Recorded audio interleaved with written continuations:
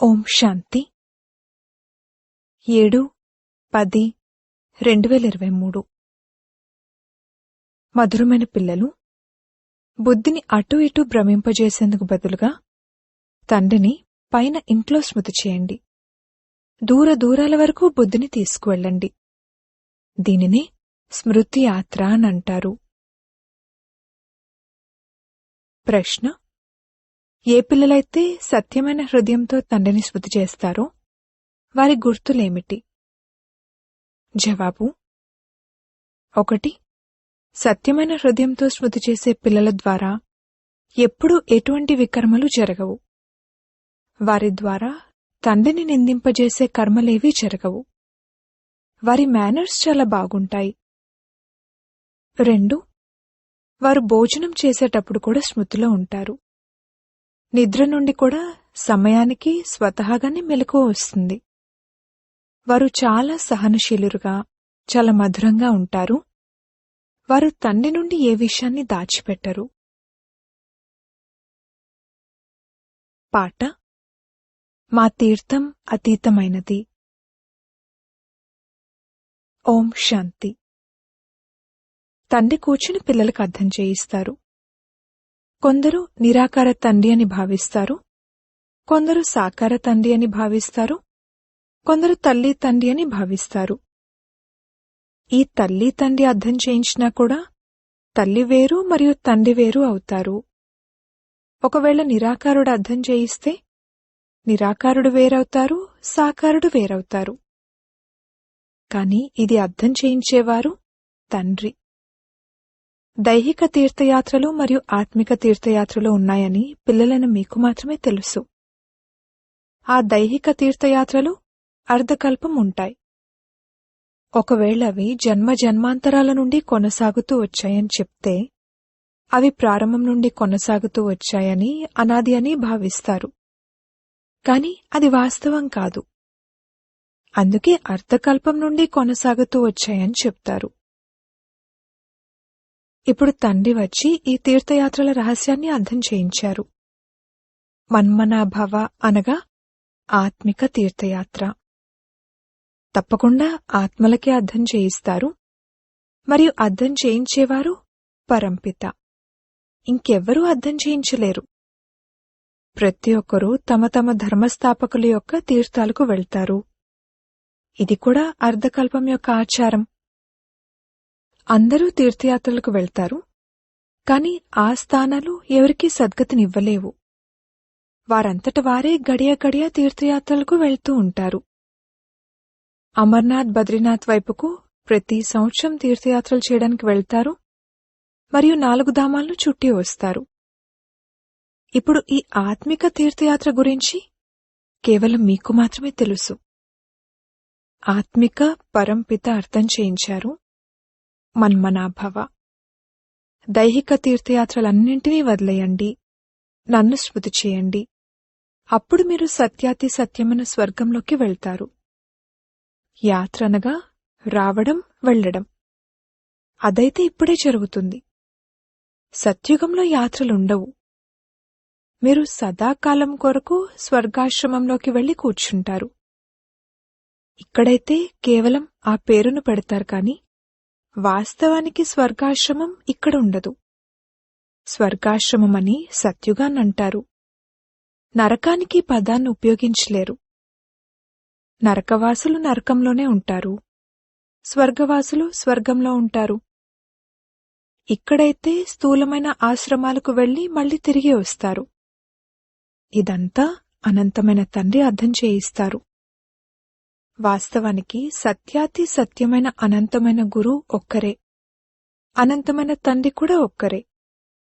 ఆగా ఖాన్ను గురు అని అంటారు కాని వారు గురువేమీ కాదు. వారు సద్గతిదాత అయితే కాదు కదా. ఒకవేళ వారు సద్గతిదాత అయినట్లయితే వారు స్వయం కూడా గతి సద్గతిలోకి వెళ్లి ఉండేవారు. వారిని గురు అని అనరు, కేవలం పేరు అలా పెట్టారు. సిక్కులు సద్గురు అకాలని అంటారు. వాస్తవానికి సత్ శ్రీ అకాల్ ఒక్క పరమాత్మే. వారినే సద్గురు అని కూడా అంటారు. వారే సద్గతినిచ్చేవారు. ఇస్లాములు, బౌద్ధులు మరియు బ్రహ్మ మొదలైన వారు సద్గతినివ్వలేరు. గురు బ్రహ్మ, గురు విష్ణు అని అంటారు. ఇప్పుడు గురు అని బ్రహ్మను అనవచ్చు, కాని గురు విష్ణు లేక గురు శంకర అనేది ఉండదు. గురు బ్రహ్మ అన్న పేరు తప్పకుండా ఉంది, కాని గురువైన బ్రహ్మకు కూడా గురువు ఉంటారు కదా. సత్ శ్రీ అకాల్, సత్యమైనవారు, శ్రేష్టమైనవారు, అకాలమూర్తి. వీరికైతే గురువెవ్వరూ లేరు. వారొక్కరే సద్గురు. వారొక్కరు తప్ప వేరే గురువులు లేక తత్వవేత్తలు లేక ఆత్మిక జ్ఞానాన్ని ఇచ్చేవారు ఇంకెవ్వరూ లేరు. బుద్ధుడు మొదలైనవారైతే తమ వెంట అందర్నీ తీసుకొస్తారు. వారు రజోతమోలలోకి రావాల్సిందే. వారేమీ సద్గతినిచ్చేందుకు రారు. సద్గతి దాత అన్న పేరు ఒక్కరికే వర్తిస్తుంది. వారినే మళ్లీ సర్వ్యాపి అని అంటారు. మరి గురువును ఆశ్రయించాల్సిన అవసరమేముంది? నేను గురువునే, నీవు గురువే, నేను శివుణ్ణే, నీవు శివుడివే, ఇలా అనడం ద్వారా ఎవరి కడుపు నిండదు. అయితే పవిత్రంగా ఉన్నారు కావున వారికి గౌరవం ఉంటుంది, కాని సద్గతినైతే ఇవ్వలేరు. సద్గతినిచ్చేవారొక్కరే. వారినే సత్యాతి సత్యమైన గురువు అని అంటారు. గురువులైతే అనేక రకాల వారున్నారు. నేర్పించే శిక్షకుణ్ణి కూడా గురువని అంటారు.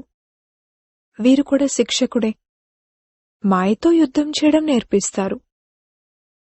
పిల్లలైన మీకు త్రికాలదర్శి స్థితి యొక్క జ్ఞానముంది. దీని ద్వారా మీరు చక్రవర్తులుగా అవుతారు. సృష్టి చక్రం గురించి తెలిసిన వారే చక్రవర్తి రాజులుగా అవుతారు. డ్రామా చక్రాన్ని తెలుసుకోవడమన్నా లేక కల్పవృక్షపు ఆది మధ్యాంతాలను తెలుసుకోవడమన్నా విషయం ఒక్కటే. చక్రం యొక్క గుర్తును చాలా శాస్త్రాల్లో కూడా చూపించారు. ఫిలాసఫీ పుస్తకాలు వేరుగా ఉంటాయి. పుస్తకాలైతే అనేక రకాలు ఉంటాయి. ఇక్కడ మీకే పుస్తకం యొక్క అవసరమూ లేదు.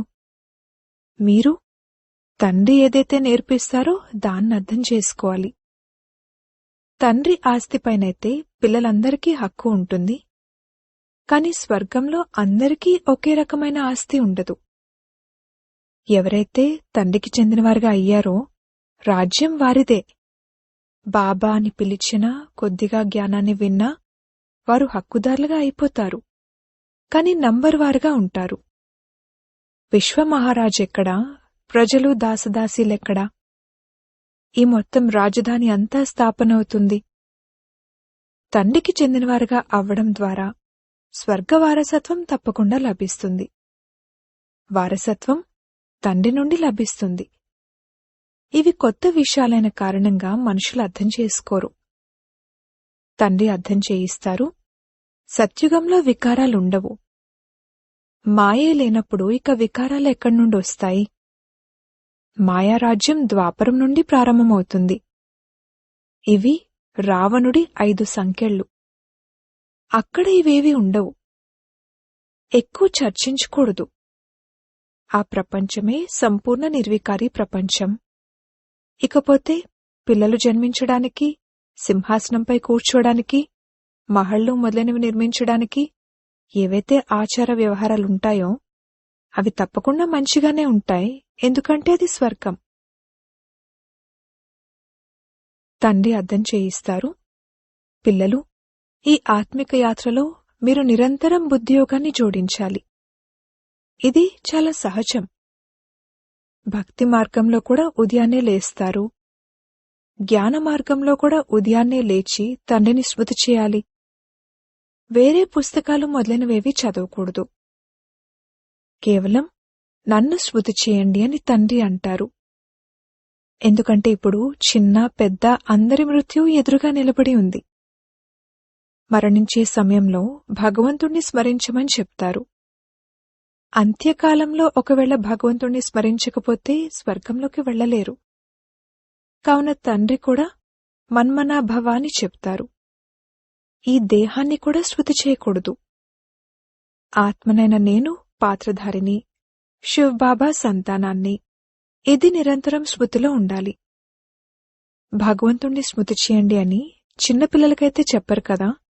ఇక్కడైతే అందరికీ చెప్పాల్సి ఉంటుంది. ఎందుకంటే అందరూ తండ్రి వద్దకు వెళ్ళాలి, తండ్రితోనే బుద్ధియోగాన్ని జోడించాలి. ఎవరితోనూ కొట్లాడకూడదు, గొడవపడకూడదు. ఇది చాలా నష్టదాయకం. ఎవరైనా ఏమైనా అంటే విని విననట్లుగా వదిలేయాలి. కొట్లాట జరిగే విధంగా ఎదిరించకూడదు. ప్రతి విషయంలో సహనశీలురుగా కూడా ఉండాలి. అలాగే తండ్రి కూడా మరియు ధర్మరాజు కూడా అని అర్థం చేసుకోవాలి. ఏదైనా విషయం జరిగితే మీరు తండ్రికి రిపోర్ట్ చేయండి. ఆ తర్వాత అది ధర్మరాజు వద్దకు ఎలాగో చేరుకుంటుంది మరియు వారు శిక్షకు పాత్రులుగా అవుతారు. తండ్రి అంటారు, నేను సుఖాన్ని ఇస్తాను, దుఃఖాన్ని అనగా శిక్షలను ధర్మరాజు ఇస్తారు. నాకు శిక్షించే అధికారం లేదు. నాకు వినిపించండి, శిక్షలను ధర్మరాజు ఇస్తారు. బాబాకు వినిపించినట్లయితే తేలికైపోతారు. ఎందుకంటే ఎంతైనా వీరు కుడిభుజం. సద్గురువుకు నింద తీసుకొచ్చేవారు ఉన్నత పదవిని పొందలేరు. దోషం ఎవరిది అన్న తీర్పును ధర్మరాజే ఇస్తారు. వారి నుండి ఏమీ దాగదు. డ్రామానుసారంగా పొరపాటు చేశారు, కల్పపూర్వం కూడా చేసి ఉంటారు అని అంటారు. అలాగని దీని అర్థం పొరపాట్లు చేస్తూనే ఉండడమని కాదు. మరటువంటప్పుడు పొరపాటు చెయ్యని వారిగా ఎలా అవుతారు? పొరపాటు జరిగితే క్షమాపణ అడగాల్సి ఉంటుంది. బెంగాల్లో ఎవరికైనా కాలు తగిలితే వెంటనే క్షమించమని అడుగుతారు. ఇక్కడైతే ఒకరినొకరు తిట్టుకోవడం మొదలు పెడతారు. మేనర్స్ చాలా బావుండాలి. తండ్రి ఎంతో నేర్పిస్తారు. కాని అది అర్థం చేసుకోకపోతే వీరి రిజిస్టర్ బాగోలేదు అని అర్థం చేసుకోవడం జరుగుతుంది. నిందింపజేస్తూ ఉన్నట్లయితే పదభ్రష్టులుగా అవుతారు. జన్మజన్మాంతరాల వికర్మల భారమైతే ఉండనే ఉంది. దానికి సంబంధించిన శిక్షలనైతే అనుభవించాల్సిందే. మళ్ళీ ఇక్కడుంటూ ఒకవేళ వికర్మలు చేసినట్లయితే దానికి 100 రెట్ల శిక్షలుంటాయి. శిక్షలనైతే అనుభవించాల్సిందే. తండ్రి కాశీలోని కత్తుల బావిలో దూకి బలి అయ్యే ఆచారం గురించి అర్థం చేయిస్తారు. అది భక్తి మార్గపు విషయం, ఇది జ్ఞాన మార్గపు విషయం. ఒకటేమో ఇంతకు ముందు చేసిన వికర్మలున్నాయి, ఇంకొకటి ఈ సమయంలో ఏవైతే చేస్తారో దానికి దండన 100 రెట్లవుతుంది. చాలా కఠినమైన శిక్షలను అనుభవించాల్సి ఉంటుంది. తండ్రైతే ప్రతి విషయాన్ని అర్థం చేయిస్తారు. ఏ పాపాలు చేయకండి, నష్టోమోహులుగా అవ్వండి. ఇది ఎంత శ్రమతో కూడినది. ఈ మమ్మా బాబాను స్మృతి చేయకూడదు. వీరిని స్మృతి చేయడం ద్వారా జమ అవ్వదు. వీరిలోకి శివబాబా వస్తారు కావున స్మృతి శివబాబాను చేయాలి. వీరిలో శివబాబా ఉన్నారు కావున వీరి స్మృతి ఉండాలి అని కాదు. అలా కాదు, శివబాబాను అక్కడ స్మృతి చేయాలి. శివబాబాను మరియు స్వీట్ హోమ్ను స్మృతి చేయాలి. శివబాబా అక్కడుంటారు, శివబాబా ఇక్కడికొచ్చి వినిపిస్తారు. కాని మేము స్మృతి వారిని అక్కడే చేయాలి, ఇక్కడ కాదు అని జిన్నుభూతం వలె బుద్ధిలో గుర్తుంచుకోవాలి. బుద్ధి దూరంగా వెళ్ళాలి, ఇక్కడుండకూడదు. ఈ శివబాబా అయితే వెళ్ళిపోతారు. శివబాబా వీరొక్కరిలోకే వస్తారు. మమ్మాలో వారిని చూడలేరు. వీరు బాబా రథమని మీకు తెలుసు కాని వీరి ముఖాన్ని చూడకూడదు. బుద్ధి అక్కడ వేలాడుతూ ఉండాలి. బుద్ధి ఇక్కడ ఉన్నట్లయితే అంతటి ఆనందం కలగదు. అప్పుడది యాత్ర అవ్వదు. మీ యాత్ర యొక్క హద్దు అక్కడుంది. శివుడు వీరిలో ఉన్నారు కావున ఈ బాబానే చూస్తూ ఉండాలని కాదు. అలా చేస్తే పైకి వెళ్లే అలవాటు తప్పిపోతుంది. తండ్రి అంటారు, నన్ను అక్కడ స్మృతి చేయండి, బుద్ధియోగాన్ని అక్కడ జోడించండి. కొందరు అవివేకులు బాబానే కూర్చుని చూడాలి అని భావిస్తారు. అరే, బుద్ధిని స్వీట్ హోంలో ఉంచాలి. శివ్బాబా అయితే ఎల్లప్పుడూ రథంలో ఉండలేరు. ఇక్కడికొచ్చి కేవలం సేవ చేస్తారు. రథం తీసుకుని సేవ చేసి మళ్లీ దిగిపోతారు. ఎద్దుపై స్వారీ అనేది ఎల్లప్పుడూ జరగదు. కావున బుద్ధి అక్కడే ఉండాలి.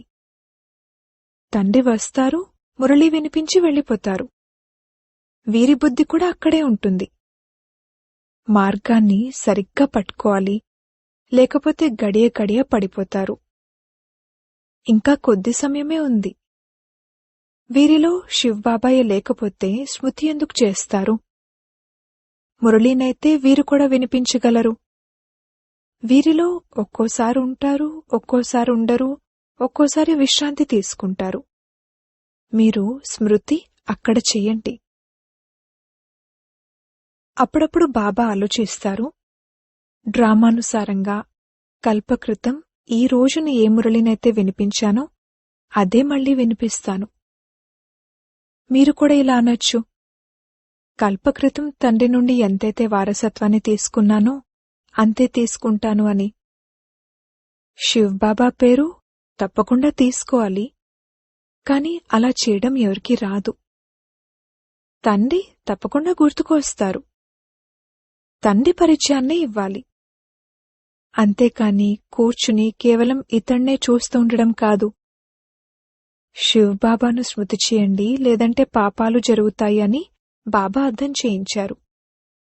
నిరంతరం తండ్రిని స్మృతి చేయాలి, లేదంటే వికర్మలు వినాశనమవ్వవు. ఇది చాలా పెద్ద గమ్యము. అంత సులువైన విషయమేమీ కాదు. భోజనం చేసేటప్పుడు ముందుగా స్మృతి చేసి ఇక తర్వాత స్మృతి చేయకుండా మామూలుగానే భోజనం తినేయడం కాదు. అలా కాదు. భోజనం చేసే సమయమంతా స్మృతి చేయాల్సి ఉంటుంది. ఇందులో శ్రమ ఉంది. ఉన్నత పదవి ఊరికే ఏమైనా లభిస్తుందా? అందుకే కదా కోట్లాది మందిలో 8 రత్నాలే పాస్ అవుతారు. గమ్యం చాలా గొప్పది. విశ్వాధిపతులుగా అవ్వాలి. ఇది ఎవరి బుద్ధిలోనూ ఉండదు. వీరి బుద్ధిలో కూడా ఉండేది కాదు. 84 జన్మలు ఎవరికి లభిస్తాయి అని ఇప్పుడు ఆలోచించడం జరుగుతుంది. తప్పకుండా ఎవరైతే మొదట వస్తారో వారికే. వారే లక్ష్మీనారాయణులు. ఇవన్నీ విచారసాగర మథనం చేయాల్సిన విషయాలు. తండ్రి అర్థం చేయిస్తారు, చేతులు పనివైపు, హృదయం ప్రియునివైపు ఉండాలి. వ్యాపారాలు మొదలైన వాటిలో ఉన్నా కాని నిరంతరం తండ్రిని స్మృతి చేస్తూ ఉండండి. ఇది యాత్ర. మీరు ఆ తీర్థయాత్రలకు వెళ్లి తిరిగి రావాల్సిన పనిలేదు. తీర్థయాత్రలకు ఎంతో మంది మనుషులు వెళ్తారు. ఇప్పుడైతే అక్కడ కూడా అశుద్ధంగా అయిపోయింది. లేదంటే తీర్థస్థానాల్లో ఎప్పుడూ వేశ్యాలయాలుండవు. ఇప్పుడు ఎంత భ్రష్టాచారం ఉంది. ఒక నాథుడనేవారెవరూ లేరు. వెంటనే తిట్టుకోవడం మొదలు పెడతారు. ఈరోజు చీఫ్ మినిస్టర్గా ఉంటారు, రేపు వారిని కూడా దించేస్తారు. మాయకు బానిసగా అయిపోతారు. ధనం పోగు చేసుకుంటారు, ఇళ్లు నిర్మించుకుంటారు, ధనం వెనకపడి దొంగతనాలు చేయడం మొదలు పెడతారు. మీరిప్పుడు స్వర్గంలోకి వెళ్లేందుకు ఏర్పాట్లు చేసుకుంటున్నారు. అదే గుర్తుకు రావాలి, ధారణ కూడా జరగాలి. మురళిని రాసుకుని మళ్లీ రివైజ్ చేసుకోవాలి. తీరిక సమయమైతే ఎంతో ఉంటుంది. రాత్రివేళలో ఎంత తీరిక సమయం ఉంటుంది? రాత్రివేళ మేల్కొన్నట్లయితే అది అలవాటైపోతుంది.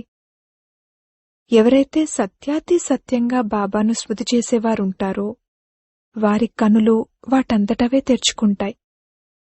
రాత్రివేళలో ఎలా మెలకు వస్తుంది అంటూ బాబా తమ అనుభవాన్ని వినిపిస్తారు.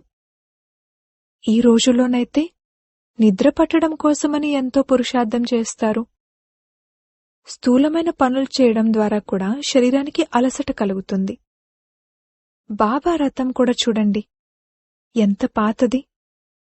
ఆలోచించండి, తండ్రి పతిత ప్రపంచంలోకి వచ్చి ఎంతగా శ్రమిస్తారు. భక్తి మార్గంలో కూడా శ్రమించారు, ఇప్పుడు కూడా శ్రమిస్తున్నారు. శరీరం కూడా పతితమైనదే, ప్రపంచం కూడా పతితమైనదే. బాబా అంటారు, నేను అర్ధకల్పం ఎంతో విశ్రాంతి తీసుకుంటాను. ఏమీ ఆలోచించాల్సిన అవసరం ఉండదు. భక్తి మార్గంలో ఎంతో ఆలోచించాల్సి ఉంటుంది. అందుకే తండ్రిని దయార్థ హృదయుడు అని మహిమ చేస్తారు. జ్ఞానసాగరుడు, దయాసాగరుడు ఎంత మహిమ చేస్తారు. ఆ తండ్రి ఇప్పుడు మనల్ని చదివిస్తున్నారు, ఇంకెవ్వరూ చదివించలేరు. అచ్చా, మధురాతి మధురమైన సికిలదే పిల్లలకు మాతా పితా బాప్దాదాల ప్రియ స్మృతులు మరియు గుడ్ మార్నింగ్. ఆత్మిక పిల్లలకు ఆత్మిక తండ్రి నమస్తే. ధారణ కొరకు ముఖ్య సారము. మొదటి పాయింట్, ఎవరిని ఎదిరించకూడదు. ఎవరైనా ఏదైనా అంటే విని విననట్లుగా ఉండాలి. సహనశీలురుగా అవ్వాలి. సద్గురువును నిందింపజేయకూడదు. రెండవ పాయింట్, మీ రిజిస్టర్ను పాడవనివ్వకూడదు. ఏదైనా పొరపాటు జరిగితే తండ్రికి వినిపించి క్షమాపణ అడగాలి. అక్కడ పైన స్మృతి చేసే అలవాటు చేసుకోవాలి. వరదానము. సైలెన్స్ శక్తి ద్వారా జమా ఖాతాను పెంచుకునే శ్రేష్ఠ పదవికి అధికారి భవ. ఏ విధంగా వర్తమాన సమయంలో సైన్స్ శక్తి యొక్క ప్రభావం ఎంతగానో ఉంది. అల్పకాలికమైన ప్రాప్తిని కలిగిస్తుంది. అదేవిధంగా సైలెన్స్ శక్తి ద్వారా జమా ఖాతాను పెంచుకోండి. తండ్రి యొక్క దివ్య దృష్టి ద్వారా స్వయంలో శక్తిని జమ చేసుకోండి. అప్పుడు జమ చేసుకున్న దానిని అవసరమైన సమయంలో ఇతరులకు ఇవ్వగలుగుతారు. ఎవరైతే దృష్టి మహత్వాన్ని తెలుసుకుని సైలెన్స్ శక్తిని జమ చేసుకుంటారో వారే శ్రేష్ఠ పదవికి అధికారులుగా అవుతారు. వారి ముఖం నుండి సంతోషంతో కూడిన ఆత్మిక మెరుపు కనిపిస్తుంది. స్లోగన్. అటెన్షన్ అనేది న్యాచురల్గా దానంతటదే ఉన్నట్లయితే ఏ రకమైన టెన్షన్ రాదు. ఓం శాంతి.